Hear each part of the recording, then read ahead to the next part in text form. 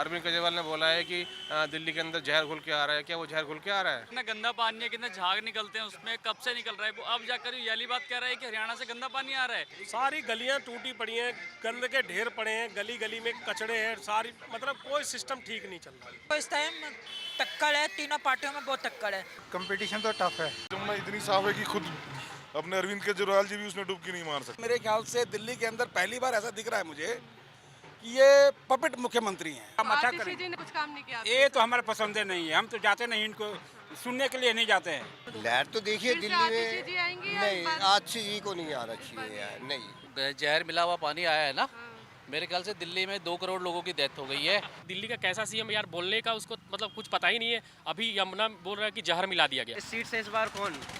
रमेश जोड़ी। रमेश भदौड़ी।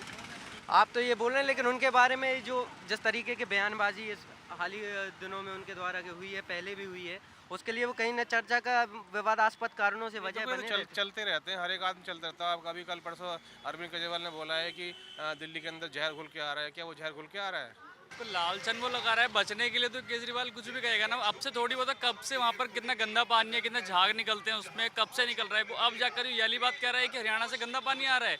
अब तक क्या कर रहे थे? कालका जी से कौन आ रहा है? कालका से जी भदौड़ी साहब आएंगे, रमेश भदौड़ी। टक्कर है, तीनों पार्टियों में बहुत टक्कर है। कोड़ी वॉर चल रही है। हाँ जी, हाँ जी। अच्छा, आपको क्या लगता है?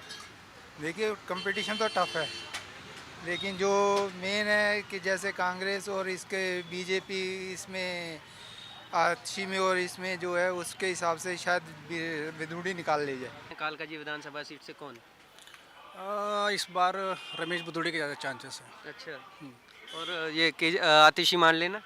आतिशी ने क्या ही क्या है, अच्छा, कुछ नहीं किया। बीजेपी की लहर है, बीजेपी की लहर है। क्या क्या वजह है इसकी? बदलना चाहते हैं लोग, परिवर्तन चाहते हैं। परिवर्तन मतलब 10 साल में कुछ काम नहीं हुए। नहीं, आजमा के देख लिया है ना, कांग्रेस को भी और आम आदमी पार्टी को भी, तो अब चाहते हैं कि बीजेपी। जमुना की इन्होंने बोली थी सफाई का, आज भी जमुना इतनी साफ है कि खुद अपने अरविंद केजरीवाल जी भी उसमें डुबकी नहीं मार सकते। आम पब्लिक की बात ही छोड़ दीजिए। तो आपके हिसाब से 10 साल में कोई काम नहीं हुआ यहाँ पे? बिल्कुल नहीं। हिंदुत्व के लिए क्या काम किया उन्होंने? हमारी आस्था की प्रेम की नदी है हमारी जमुना नदी, क्या करा इन्होंने इस चीज़ में? कहाँ से परिवर्तन करा है उन्होंने? 2024 को उसके 2000 पिछले इलेक्शन में इन्होंने बोला था कि 2024 में अगर मैं नहीं जमुना साफ नहीं किया तो आप मुझे वोट मत देना। उनके खुद के मुख से निकले हुए ये वाक्य हैं। हमारे यहाँ पे जो विधायिका है, सिटिंग विधायक, वो हमारे मेरे ख्याल से दिल्ली के अंदर पहली बार ऐसा दिख रहा है मुझे कि ये पपेट मुख्यमंत्री हैं। हमारा तो सही है रमेश भदौड़ी जी।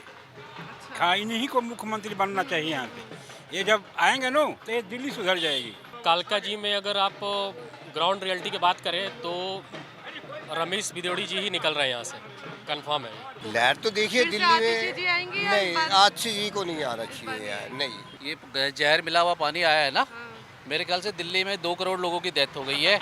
ऐसी उल जुलूल बातें करता है, फ्री पढ़ने की बातों ऐसी को बातें करके मतलब बुद्धि एक बना रहा कहता है मैं IRS हूँ। भाई IRS तो ठीक है, हम भी तो सारे पोस्ट ग्रेजुएट लोग हैं, हमें नहीं पता क्या होता है। ऐसी बेजुलूल बातें करता है। और कालका जी, आतिशी जी, हम बड़े खुश हुए, चलो यार हमारे कालका जी कॉन्स्टिट्यूंसी से चीफ मिनिस्टर बन गया।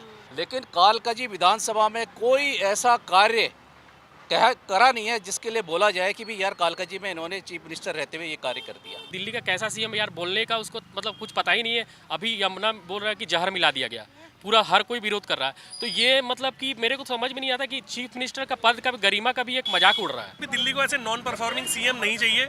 जो इन्होंने 10 साल लगाए हैं, 10 साल से ये यमुना साफ करने पे लगे हुए हैं, तो इनसे 10 साल में यमुना साफ नहीं हुई और ये 5 साल और मांग रहे हैं। तो दिल्ली वालों को ये सोचना पड़ेगा कि ऐसे नॉन परफॉर्मिंग सीएम चाहिए या नहीं चाहिए दिल्ली वालों को।